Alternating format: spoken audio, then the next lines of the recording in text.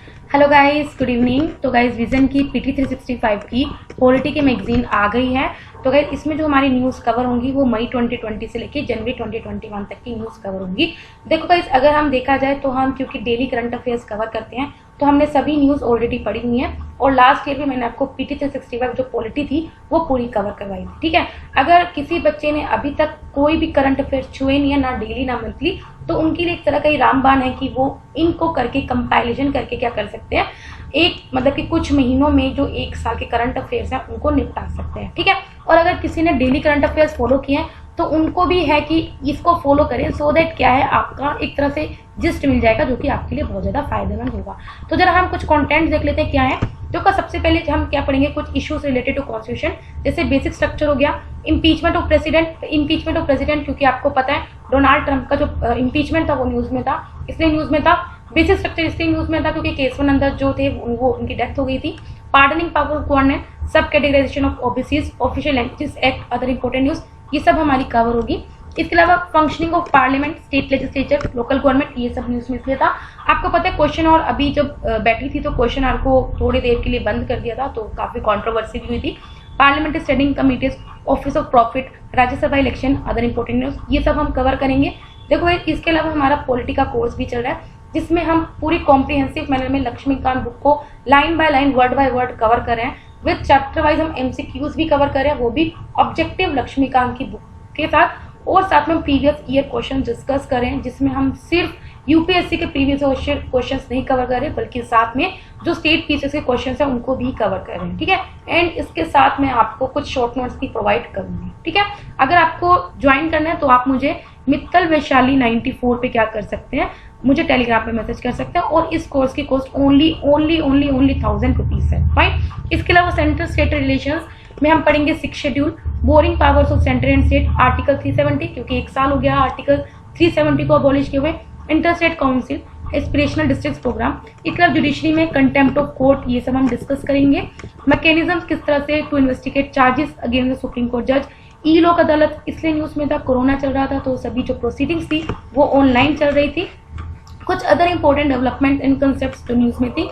Elections में हम पढ़ेंगे simultaneous elections, electoral bond schemes, voting rights to NRIs, delimitation commission, right to recall. इसके अलावा कुछ और इंपॉर्टेंट न्यूज थी जैसे star campaigners in elections, election expenditure, association of world election bodies, opinion and exit poll. इसके अलावा कुछ other bills थे जो हमारी लोकसभा में इंट्रोड्यूस हुए, right to information act, consumer protection act 2019, foreign contribution regulation amendment act 2020, regulation of NGOs, draft electricity, right of consumers rule 2020। इसके अलावा कुछ और अदर जो इंपॉर्टेंट एक्ट्स और बिल्स जो न्यूज़ में थी वो हम डिस्कस करेंगे। इसके अलावा आपको पता है जो कॉन्स्टिट्यूशनल बॉडीज होती हैं, स्टैट्यूटरी बॉडीज हैं, एग्जीक्यूटिव बॉडीज थी जो न्यूज़ में थी, जैसे नेशनल रिक्रूटमेंट एजेंसीज, ये हम इसलिए फॉर्म करें सो दैट जो डिफरेंट एग्जाम्स हैं उनको एक फेयर में लेके आ जाए, जैसे SSC हो गया या बैंक्स हो गए, रेलवेज के जो एग्जाम्स होते हैं उनको एक एजेंसी के अंडर लेके आया जाए। National medical commission, national human rights commissioner, central vigilance commission, law commission of India, national crime record bureau, या फिर और जो इंपॉर्टेंट बॉडीज हैं जो न्यूज में होंगी। ठीक है गाइस, हम क्या करेंगे, इसको विद इन 10 डेज कोशिश करेंगे पॉलिटी को कवर करेंगे। फिर एट द एंड में क्या करूंगी, कोशिश करूंगी, आई एम नॉट श्योर, ठीक है, हमें क्या करूंगी, जो सभी वीडियोस होंगी डे बाय डे उनको एक बार मर्ज करके आपके लिए एक वीडियो बना दूंगी सो दैट आप एक वीडियो में पूरी पॉलिटी को कवर कर सको। लेकिन अगेन आई एम मतलब कि मैं ये बोल रही हूँ कि मैं श्योर नहीं हूँ कि एट द एंड में इसको इकट्ठा करूंगी या नहीं करूंगी। फाइन। इसके अलावा कुछ और इंपॉर्टेंट एस्पेक्ट्स है गवर्नेंस के, जैसे आधार हो गया, fine, mission Karma Yogi, whistle blower protection, IPC that is the Indian penal code and criminal procedure code, one nation one ration card, ये हम डेली पढ़ते रहते हैं, कभी कोई स्टेट क्या कर रही है इसके साथ जुड़ रही है, कभी कोई स्टेट इसके साथ जुड़ रही है। Regulation of big tech companies, internet shutdown India में बहुत ज्यादा रहे हैं, सबसे ज्यादा इंडिया में है। Data governance quality index, national programme and project management policy framework, and कुछ और इंपॉर्टेंट जो गवर्नेंस इनिशिएटिव्स हैं उन सबको हम क्या करेंगे, कवर करेंगे। फाइन। तो चलिए हम आज की फर्स्ट न्यूज स्टार्ट करते हैं। सबसे पहले हम पढ़ेंगे इश्यूज रिलेटेड टू कॉन्स्टिट्यूशन, और इसमें जो हमारी फर्स्ट न्यूज है वो है बेसिक स्ट्रक्चर। ठीक है, तो गाइस अभी मैंने आपको बताया था ये न्यूज में क्यों था, क्योंकि केशवानंद भारती जो जजमेंट थी 1973 में, वो जजमेंट का जो नाम था, पूरा केस का नाम था क्या, केशवानंदी भारती श्री पदगुरु and other versus state of Kerala case के जो केशवानंदी भारती थे उनकी अभी डेथ हो चुकी है, इसलिए ये न्यूज में था। आपको पता है जब केशवानंद जो भारतीय जजमेंट आई थी वो 1973 था, जिसमें सुप्रीम कोर्ट ने क्या किया था, बेसिक स्ट्रक्चर को क्या है उसको डिफाइन किया था। हाउएवर गाइस, बेसिक स्ट्रक्चर हमारे कॉन्स्टिट्यूशन में कहीं भी मेंशन नहीं है, ये आपको पता होना चाहिए, और ना ही पूरी तरह से डिफाइन किया हुआ है। ठीक है, बेसिक एलिमेंट्स के कुछ एलिमेंट्स हैं जिसको सुप्रीम कोर्ट क्या करती है, टाइम टू टाइम इंटरप्रेट करती है। ठीक है, अब जैसे बेसिक स्ट्रक्चर के क्या क्या पार्ट्स हैं प्रेजेंटली वो हम पढ़ लेते हैं। सोवरेनिटी ऑफ इंडिया, हमारी जो फ्रीडम्स हमको दी हुई हैं to every citizen, that are the basic feature of our constitution. किस तरह से वी आर मैंडेटरी कि हमें वेलफेयर के लिए काम करना है। सुप्रीम है constitution, Republican and democratic form of government है, मतलब अगर कोई भी गवर्नमेंट आती है मेजोरिटी में वो इस पॉलिटिक को चेंज नहीं कर सकती, मोनार्की नहीं कर सकती। Secular and federal character of constitution है, मतलब कि पावर का डिवीजन है बिटवीन सेंटर एंड स्टेट। इसके अलावा हमारे इंडिया किसी भी एक पर्टिकुलर रिलीजन को रिकॉग्नाइजेशन नहीं देता। सेपरेशन ऑफ पावर्स है between legislature, executive and judiciary. हमारे nation unity and integrity it form the basic structure of our constitution. इसके अलावा जो जुडिशियल रिव्यू की पावर है, सो दैट हम सुप्रीम कोर्ट को इंडिपेंडेंट बना सके। हार्मोनी और balance between fundamental rights and DPSPs. Parliamentary system हमारा, rule of law, principle of equality, free and fair elections, independence of judiciary, और जो हमने पार्लियामेंट को लिमिटेड पावर दे रखी है to amend the constitution, effective access to justice, principle underlying fundamental rights, या जो सुप्रीम कोर्ट की पावर्स है अंडर आर्टिकल 32, 136, 141 एंड 142, या जो हाई कोर्ट के पास पावर्स है अंडर आर्टिकल 226, 227, ये कुछ वेरियस एलिमेंट्स है किसके, बेसिक स्ट्रक्चर के। अब हम स्टार्ट करते हैं केशवानंद भारती केस में। देखो गाइस, केशवानंद भारती जजमेंट में क्या किया था, देखो भाई, सुप्रीम कोर्ट ने बोला था कि जो प्रियम्बल है वो हमारा कॉन्स्टिट्यूशन का इंटीग्रल पार्ट है, और इसके अलावा सुप्रीम कोर्ट ने कुछ बेसिक कॉन्स्टिट्यूशन के जो बेसिक स्ट्रक्चर है उनके एलिमेंट्स को आउटलाइन किया था, जो अभी हमने पढ़ लिया। इसके अलावा केस डील करते विद द पिटीशन, जो केरला गवर्नमेंट को चैलेंज किया था कि किस तरह अगर वो कंपल्सरी लैंड को एक्वायर करती है by the government under the Kerala land reform act, मतलब अगर कोई गवर्नमेंट क्या कर रही है, लैंड को एक्वायर कर रही है, वो कहीं ना कहीं फंडामेंटल राइट्स का क्या है, वायलेशन है अंडर आर्टिकल्स 25, 26 एंड 31। इस केस को तब 13 जजेस के बेंच के द्वारा सुना किया था, जो कि हिस्ट्री में बहुत बड़ा बेंच था, जो पहली बार मतलब कि इतना बड़ा बेंच फॉर्म हुआ था जो इस केस को सुना गया। जैसे हियरिंग प्रोसीड हुई तो इस केस का जो स्कोप था वो एक्सपेंड हुआ, और इसके अलावा इन्होंने सिर्फ इसी चीज को नहीं सुना, इसके अलावा उन्होंने और भी जो प्रीवियस केसेस थे उनको भी सुना। जैसे गोलकनाथ केस था उसको इंटरप्रेट किया। जो आर्टिकल 368 के अंदर पार्लियामेंट के पास पावर, देखो गाइस, पार्लियामेंट क्या करती है, विद टाइम कॉन्स्टिट्यूशन को अमेंड करती रहती है। जो अमेंडमेंट की पावर है वो किसके अंडर है, आर्टिकल 368 के अंडर है। इसके अंदर जो पार्लियामेंट है 3 तरह से कॉन्स्टिट्यूशन को अमेंड कर सकती है, सिंपल मेजोरिटी, स्पेशल मेजोरिटी जैसे 2/3, और इसके अलावा विद रेटिफिकेशन ऑफ स्टेट। इसके अंदर क्या करती है, पार्लियामेंट के पास पावर है टू अमेंड द कॉन्स्टिट्यूशन। इसके अलावा उस वक्त सुप्रीम कोर्ट ने और क्या देखा कि जो 24th कॉन्स्टिट्यूशनल अमेंडमेंट, ये जो 25th कॉन्स्टिट्यूशनल अमेंडमेंट एक्ट का जो सेक्शन 2, सेक्शन 3, या जो 29th कॉन्स्टिट्यूशनल अमेंडमेंट, इसको भी, इसकी भी वैलिडिटी को जज किया। मतलब कि इसका जो स्कोप था, इस जजमेंट का जो स्कोप था वो एक्सपेंड होता रहा, और इन्होंने गोलकनाथ केस को इंटरप्रेट किया, आर्टिकल 368 को इंटरप्रेट किया। डिफरेंट जो कॉन्स्टिट्यूशनल अमेंडमेंट एक्ट थे जो इंदिरा गांधी जजमेंट, इंदिरा गांधी जी के टाइम में जो पास हुए थे, जैसे 24th amendment act, 25th amendment act या 29th अमेंडमेंट एक्ट, इन सबको इंटरप्रेट किया। ठीक है, अब हम देखते हैं तो बेसिक स्ट्रक्चर का जो डॉक्ट्राइन थी वो इवॉल्व कैसे हो। पहले हम एक बार पढ़ लेते हैं कि जो केशवानंद भारती केस में फाइनली आउटकम क्या हुआ। देखो भाई, नहीं पर हमें इसमें देखना पड़ेगा कि क्या क्या हुआ था। ठीक है, तो अभी हम ये करते हैं। देखो, सबसे पहले क्या हुआ था, 1961 में शंकरी प्रसाद केस आया था, और 1965 में सज्जन सिंह केस आया था। तो इसमें सुप्रीम कोर्ट ने बोला था कि पार्लियामेंट क्या कर सकती है, पार्लियामेंट के पास पावर है कि वो कॉन्स्टिट्यूशन के किसी भी पार्ट को अमेंड कर सकती है, इवन की फंडामेंटल राइट्स को भी क्या कर सकती है, अमेंड कर सकती है अंडर आर्टिकल 368। फाइन, फिर क्या बोला था, फिर आया 1967 का केस, गोलकनाथ केस। तो उन्होंने बोला था कि आर्टिकल 368 के अंदर क्या कर सकती है, did not confer amending power to parliament. मतलब कि फिर गोलकनाथ केस आया, तब उन्होंने बोला कि पार्लियामेंट क्या कर सकती है, आर्टिकल 368 को यूज करके अमेंड नहीं कर सकती, और साथ में ये बोला था कि पार्लियामेंट क्या कर सकती है, फंडामेंटल राइट्स को अमेंड नहीं कर सकती। मतलब कि 1961 और 1965 में सुप्रीम कोर्ट ने बोला था कि पार्लियामेंट फंडामेंटल राइट्स को भी अमेंड कर सकती है, लेकिन गोलकनाथ केस आया 1967 में, जिसमें सुप्रीम कोर्ट ने बोल दिया कि पार्लियामेंट 368 आर्टिकल को यूज नहीं कर सकती और फंडामेंटल राइट्स को भी अमेंड नहीं कर सकती। फिर 1971 में आया। 1971 में क्या आया, 24th अमेंडमेंट एक्ट आया, जिसमें बोला कि जो कॉन्स्टिट्यूशनल अमेंडमेंट जो नोट लो अंडर आर्टिकल 13 तो सो पार्लियामेंट अमेंड कर सकती है। मतलब कि जो अमेंडमेंट अंडर आर्टिकल 13 है उनके अलावा पार्लियामेंट क्या कर सकती है, अमेंड कर सकती है। फिर 25th अमेंडमेंट एक्ट है। इसमें क्या किया, देखो भाई सेक्शन 2 था, इसके एक सेक्शन 3 है। हमने भी क्या बोला कि सुप्रीम कोर्ट ने इस केस में 25th अमेंडमेंट एक्ट के जो सेक्शन 2 और सेक्शन 3 को इंटरप्रेट किया।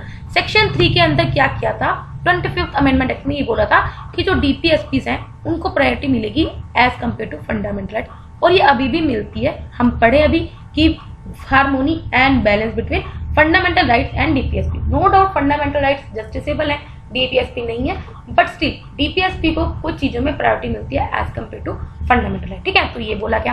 फिर सेक्शन 2 को बोला गया, इसमें कुछ जो राइट टू प्रॉपर्टी है उसको कर्टेल्ड कर दिया विद ड्यू कमेंट। मतलब अगर आपके पास लैंड है और अगर एक्वायर करिए तो गवर्नमेंट आपको वो क्या करेगी, तो गवर्नमेंट के पास हक है, वो क्या कर सकती है, इस प्रॉपर्टी को मतलब एक्वायर कर सकती है, लेकिन आपको इसका कंपनसेशन प्रोवाइड करेगी। ठीक है, तो ये करें। इसके अलावा जो जुडिशियल रिव्यू की जो पावर थी specially for 39 clause B and 39 clause C, उसको ले लिया। मतलब कि जो सुप्रीम कोर्ट की जो जुडिशियल रिव्यू की पावर थी कि जो पार्लियामेंट कर रही है या गलत कर रही है, उनकी पावर को भी क्या कर दिया, स्कोप को क्या कर दिया, थोड़ा सा कम कर दिया। फिर 1972 में 29th अमेंडमेंट एक्ट आया। इसमें क्या किया, लैंड रिफॉर्म से रिलेटेड 2 लेजिस्लेशन को 2 लॉज को ऐड किया गया 9 शेड्यूल में। देखो 9 शेड्यूल में क्या कर दिया, 2 लॉज को ऐड कर दिया, और इसके साथ ही क्या हुआ था, उन्होंने ये भी बोल दिया था कि जो सुप्रीम कोर्ट है वो 9 शेड्यूल को जुडिशरी रिव्यू नहीं कर सकता। ये मैं आपको एडिशनल बता रही हूँ। ठीक है, अब अगर 9 शेड्यूल को जो सुप्रीम कोर्ट है वो जुडिशरी रिव्यू नहीं कर सकता, तो पार्लियामेंट क्या करेगी, जानबूझ के अगर लैंड से रिलेटेड जो ना भी होंगे लेस, उनको भी क्या करेगी 9 शेड्यूल में डाल देगी, सो दैट जुडिशियल जो सुप्रीम कोर्ट है वो अपनी पावर को यूज ही ना कर सके। ठीक है, तो इसलिए 1973 में इन सब अमेंडमेंट्स को क्या किया गया, इनकी वैलिडिटी को चेक किया गया। फिर 1973 में केशवानंद भारती केस आया और हमने पढ़ा कि क्या क्या किया उन्होंने। ठीक है, फिर उसके बाद इन सबके जो केशवानंद भारती के पास और केसेस है, मिनर्वा मिल्स केस आया, एस बोमई केस आया, आयर कोहिलो केस आया, जिसने इन सबकी जजमेंट्स को और ज्यादा स्ट्रेंथन किया। फाइन, अब हम जरा पढ़ लेते हैं आउटकम क्या था फाइनली केशवानंद भारती केस का। देखो अब देखो 24th अमेंडमेंट एक्ट की कितना वैलिड है कितना नहीं है, तो सुप्रीम कोर्ट ने बोला नो डाउट पार्लियामेंट के पास पावर है कि वो कॉन्स्टिट्यूशन के किसी भी प्रोविजन को अमेंड कर सकती है, इवन की फंडामेंटल राइट को भी अमेंड कर सकते हैं, कोई बात नहीं, लेकिन कंडीशन लगा दी कि वो बेसिक स्ट्रक्चर को ना डैमेज कर सकती और ना डिस्ट्रॉय कर सकती। मतलब कि जो हमारे कॉन्स्टिट्यूशन के फंडामेंटल प्रिंसिपल्स है उनको अल्टर नहीं कर सकती, और इन्हीं बेसिक प्रिंसिपल को क्या बोला गया, बेसिक स्ट्रक्चर डॉक्ट्रिन। इसके अलावा जो गोलकनाथ केस में जो सुप्रीम कोर्ट ने कुछ जजमेंट दी थी, उस जजमेंट को करेक्ट किया। सुप्रीम कोर्ट ने बोला जो आर्टिकल 368 है इसमें क्या है, कॉन्स्टिट्यूशन को अमेंड करने की दोनों चीजें, पावर भी है और प्रोसीजर भी है, और जो अमेंडिंग पावर्स जो लेजिस्लेटिव पावर्स और पार्लियामेंट डिफरेंट है। मतलब कि देखो भाई इन्होंने को आपको पता है आर्टिकल 368 को यूज करके क्या करती है, पार्लियामेंट किसी भी लॉ को क्या करती है, एक्ट को क्या करती है, अमेंड करती है। सो आर्टिकल 368 के अंदर सुप्रीम कोर्ट ने बोला कि आर्टिकल 368 के अंदर पार्लियामेंट के पास क्या है, पावर भी है अमेंड करने का, और साथ में इसी में प्रोसीजर भी डिफाइन है। लेकिन अमेंडिंग पावर और लेजिस्लेचर पावर पार्लियामेंट की डिफरेंट है। लेजिस्लेचर पावर मतलब क्या होता है, कोई नया लॉ बनाना, अमेंडिंग पावर जो ऑलरेडी चीज बनी उसको अमेंड करना। राइट, तो ये दोनों अलग है, इसको भी डिफाइन किया। उसके अलावा और जजमेंट्स क्या बोला, सुप्रीम कोर्ट ने 25th और 29th अमेंडमेंट को अपहेल्ड किया, लेकिन कुछ पार्ट्स को क्या किया, जैसे जहां पे जुडिशियल रिव्यू की जो पावर थी जो कर्टेल करी थी उसको कम कर दी। मतलब कि आप सुप्रीम कोर्ट की जो जुडिशियल रिव्यू की पावर है उसको कम नहीं कर सकते, और ये भी बोला कि प्रियम्बल हमारे कॉन्स्टिट्यूशन का पार्ट है और इसको हम अमेंड कर सकते हैं। तो पॉइंट टू बी नोटेड, मैंने आपको पॉलिटी में प्रियम्बल अभी चैप्टर कंप्लीट करवाया है। अगर आप बच्चों ने देखा होगा तो आपको पता होगा, मैंने बताया था कि preamble is an integral part of constitution और आप उसको अमेंड कर सकते हैं। ठीक है, और अभी तक एक ही बार अमेंड हुआ है। फाइन, अब हम बढ़ते हैं नेक्स्ट न्यूज पे, इम्पीचमेंट ऑफ प्रेसिडेंट। अभी न्यूज में क्यों था, मैंने आपको बताया डोनाल्ड ट्रंप पहले यूएस प्रेसिडेंट बनी है जिनको 2 बार इम्पीच किया गया। अब देखो इस न्यूज में क्या इंपॉर्टेंट है, इम्पीचमेंट प्रोसेस इंडिया और यूएसए में क्या डिफरेंस है। ठीक है, अब हम देखते हैं इंडिया का, पहले देख लेते हैं। इंडिया में हम प्रेसिडेंट को इम्पीच किस बेसिस पे कर सकते हैं, अगर उन्होंने कॉन्स्टिट्यूशन को वायलेट किया हुआ अंडर आर्टिकल, वो भी 61। आपको पता होना चाहिए आर्टिकल 61 के under impeachment of president mention है। कौन इनिशिएट कर सकते हैं, किसी भी हाउस में, चाहे लोकसभा चाहे राज्यसभा में, हम इम्पीचमेंट ऑफ प्रेसिडेंट की प्रोसेस को स्टार्ट कर सकते हैं। स्टेज क्या होगा, प्रोसेस क्या होगी, सबसे पहले क्या होगा, अगर आपको लग रहा है कि प्रेसिडेंट को इम्पीच करना चाहिए तो आपको जिस भी हाउस में अराइज हुआ है, लाइक अगर लोकसभा में है राज्यसभा में, तो उस हाउस के 1/4 मेंबर्स के साइन चाहिए। फिर उसके बाद आप 14 दिन का नोटिस प्रेसिडेंट को दोगे और फिर फाइनली उस हाउस की 2/3 मतलब स्पेशल मेजोरिटी से क्या होगा, उनको प्रेसिडेंट को इम्पीच किया जाएगा। स्टेज सेकंड में क्या होगा, फिर अब दूसरे हाउस में जाएगा, ठीक है, वो क्या करेगा, इन्वेस्टिगेट करेगा कि जो प्रेसिडेंट पे चार्जेस लगे हैं वो सही है नहीं करेगा। फिर वो क्या करेगा, वो भी फिर सेम 2/3 मेजोरिटी से उस बिल को पास कर देगा। फाइन, ये हमारा समझ में आ गया। अब हम जरा देखते हैं यूएसए में क्या है। यूएसए में अगर किसी प्रेसिडेंट ने ट्रेजरी खाई है, ब्राइबरी खाई है या कुछ हाई क्राइम्स किए तो भी आप उसको इम्पीच कर सकते हो।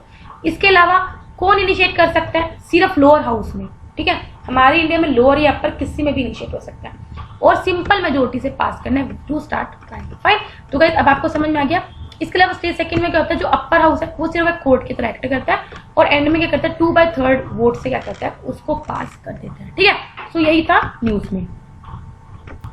फाइन, अब हम बड़े नेक्स्ट न्यूज पे, एक और न्यूज कर लेते हैं आज के लिए। अब पार्डनिंग पावर ऑफ गवर्नमेंट, देखो अभी देखो आपको पता है रेमिशन of the sentence of AG Pravalin convict in Rajiv Gandhi assassination case has been pending before Tamil Nadu governor for over 2 years। मतलब कि जब आपको पता है राजीव गांधी जी का मर्डर हुआ था, उसमें जो AG पर जिन्होंने मर्डर के जिन पे चार्जेस हैं उनको क्या पावर है, उनकी सेंटेंस को रेमिशन करने की बात हो रही है और ये जो पेंडिंग है तमिलनाडु गवर्नर के पास पिछले 2 साल से, ठीक है। अब हम पढ़ते हैं कि प्रेसिडेंट के और गवर्नर की पार्डनिंग पावर में क्या डिफरेंस है। देखो प्रेसिडेंट को जो पार्डनिंग पावर है वो अंडर आर्टिकल 72 है। फाइन, अब हम पढ़ते हैं प्रेसिडेंट के पास क्या पावर है, गवर्नर के पास। देखो अगर डेथ पेनल्टी को अगर आपने माफ करना है वो पावर सिर्फ और सिर्फ प्रेसिडेंट के पास है, गवर्नर के पास नहीं है, ठीक है। अब हम पढ़ते हैं, देखो आर्टिकल प्रेसिडेंट का पढ़ते हैं। आर्टिकल 72 के अंडर प्रेसिडेंट के पास पावर है कि वो पार्डन ग्रांट कर सकता है उन पर्सन को जिनको ट्राइड हो रहा है या फिर जिसको उस ऑफेंस के लिए चार्ज किया गया है इन ऑल द केसेस जहाँ पे जो पनिशमेंट क्या है और सेंटेंस क्या है is an offence against the union law. मतलब कि अगर किसी बंदे ने मतलब सेंट्रल लॉ के अकॉर्डिंग अगर उसको पनिशमेंट मिली हुई है तो उसकी पनिशमेंट को माफ करने की जो पावर है वो किसके पास है, प्रेसिडेंट के पास है। या पनिशमेंट और सेंटेंस किसी कोर्ट मार्शल के द्वारा दी गई है, मिलिट्री कोर्ट के द्वारा, या सेंटेंस आपको डेथ सेंटेंस मिली हुई है, ठीक है। तो इन सब केस में प्रेसिडेंट के पास पावर है कि वो आपकी सजा को माफ कर सकता है, ठीक है।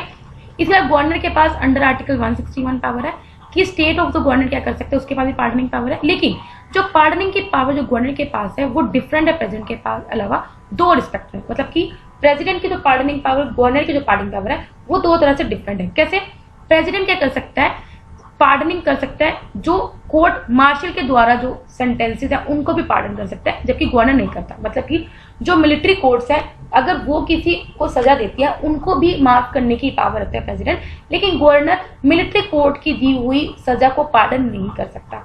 इसके अलावा क्या कर सकता है, मैंने अभी बताया जो डेथ सेंटेंस है, फांसी की जो सजा है उसको सिर्फ प्रेसिडेंट पार्डन कर सकता है, जबकि गवर्नर के पास नहीं है। इवन की जो स्टेट लॉ है वो भी प्रिस्क्राइब करती है डेथ सेंटेंस, मतलब कि एक स्टेट कोर्ट भी डेथ सेंटेंस दे सकती है, लेकिन फिर भी उस पार्डन की पावर प्रेसिडेंट के पास है, गवर्नर के पास नहीं है, ठीक है। तो ये याद रखना फाइन कि मिलिट्री कोर्ट की दी हुई पावर और डेथ सेंटेंस की पावर सिर्फ उसको माफ करने की जो पावर है वो सिर्फ प्रेसिडेंट के पास है, गवर्नर के पास नहीं है। इसके अलावा पार्डनिंग पावर प्रेसिडेंट के पास और कौन कौन सी है, पार्डन आपको पता है इसमें क्या करता है, हम या तो सेंटेंस जो भी आपकी लाइफ सेंटेंस है उसको कंप्लीटली क्या कर देंगे, रिमूव कर देंगे, या फिर जो आपके पास कन्विक्शन जिस चार्जेस लगे हुए हैं, या फिर and completely absorb the convict from, मतलब जो भी आप जो एक बंदे के ऊपर जो चार्जेस लगे हैं उसको हर एक सेंटेंसेस से पनिशमेंट से क्या कर देना, ये जो डिस्क्वालिफिकेशन है उनसे सॉल्व कर देना। कम्यूटेशन का मतलब क्या है, हम पनिशमेंट को थोड़ा लाइट फॉर्म में कर देते हैं। लाइक किसी की फांसी की सजा, मतलब कि अगर किसी की 10 साल की सजा तो उसको थोड़ा हमने कम कर दिया, ठीक है। रेमिशन का मतलब क्या है, आप पीरियड ऑफ सेंटेंस को रिड्यूस करो, मतलब 10 साल की सजा को 7 साल का करो, ठीक है। कम्यूटेशन का मतलब कि आप करेक्टर चेंज करो, लाइक अगर लाइफ सेंटेंस थी तो उसकी जगह उसको कुछ और सजा दे दी, ठीक है। जबकि रेमिशन में क्या होता है, आप सिर्फ टाइम पीरियड कम करो, ठीक है, पीरियड की बात करें। रिस्पाइट का मतलब क्या है, अगर कोई स्पेशल फेस कर रहा है, मतलब अब कोई ऐसा जो गिल्टी बंदा है, अगर कोई फिजिकल डिसेबिलिटी फेस कर रहा है या कोई प्रेग्नेंट वुमेन है, तो आप उसको थोड़ी सी लेसर सेंटेंस दे देते हैं, लेकिन उसकी सजा को थोड़ा सा माफ कर दो। रिप्रीव का मतलब क्या होता है, रिप्रीव सिर्फ एक ही केस में होता है, लाइक टेम्परेरी पीरियड के लिए जो फांसी की सजा पे थोड़ा स्टे लगाना। जैसे आपने देखा जो निर्भया केस है, उसमें कितनी बार जो फांसी की सजा उसको डिले किया गया, तो वो कौन सी पावर यूज की, रिप्रीव को, मतलब आप टेम्परेरी पीरियड पे जो डेथ सेंटेंस है उसको क्या कर रहे हो, स्टे लगा रहे हो। फाइन। इसके बाद गवर्नर क्या कर सकता है, गवर्नर के पास भी पार्डन, रिप्रीव, रिस्पाइट, रेमिशन इन सब की पावर है। और इवन कि वो क्या कर सकते हैं, अगर किसी पर्सन को गिल्टी ठहराया हुआ है किसी ऑफेंस का, उनको सस्पेंड भी कर सकते हैं, रेमिट भी कर सकते हैं, कॉम्यूट भी। हाउएवर गवर्नर क्या कर सकते हैं, गवर्नर सस्पेंड कर सकते हैं, रेमिट कर सकते हैं और कॉम्यूट आ डेथ सेंटेंस। ठीक है, अब हम बढ़ते हैं कंपैरिजन क्या है पार्डनिंग पावर इंडिया और यूएसए प्रेसिडेंट में। रिसेंटली का जो यूएसए प्रेसिडेंट है, उन्होंने अपनी पार्डनिंग पावर को यूज करके क्या किया है, जो to pardon former national security adviser, मतलब कि रिसेंटली क्या किया, यूएस प्रेसिडेंट ने अपनी पार्डनिंग पावर को यूज करके क्या किया है, जो पहले नेशनल सिक्योरिटी एडवाइजर है उनकी सजा को माफ किया। यूएसए प्रेसिडेंट के पास कॉन्स्टिट्यूशनल राइट है कि वो किसी भी सेंटेंस को पार्डन कर सकते हैं, कम्यूट कर सकते हैं, इवन की फेडरल क्राइम से रिलेटेड, जो अगर स्टेट क्राइम्स है उनसे रिलेटेड भी, या फिर ग्रांटेड विदाउट लिमिट, और वो रेस्ट्रिक्टेड नहीं है। हाउएवर जो इंडिया का प्रेसिडेंट है उसे जो काम करना होता है वो कैबिनेट की एरिया डिवाइस पे देख करना होता है अंडर आर्टिकल 72, और उसके पास पावर है to grant pardon, reprieve, respite और रेमिशन ऑफ पनिशमेंट। ठीक है, तो गाइस अभी के लिए हम यहाँ रखते हैं। नेक्स्ट लेक्चर में हम कहाँ से स्टार्ट करेंगे, सब कैटेगराइजेशन ऑफ ऑफिसर। अगर आपको लेक्चर पसंद है तो लाइक करना, कोई डाउट तो कमेंट करना, और बाकी तब तक के लिए बाय बाय, टाटा।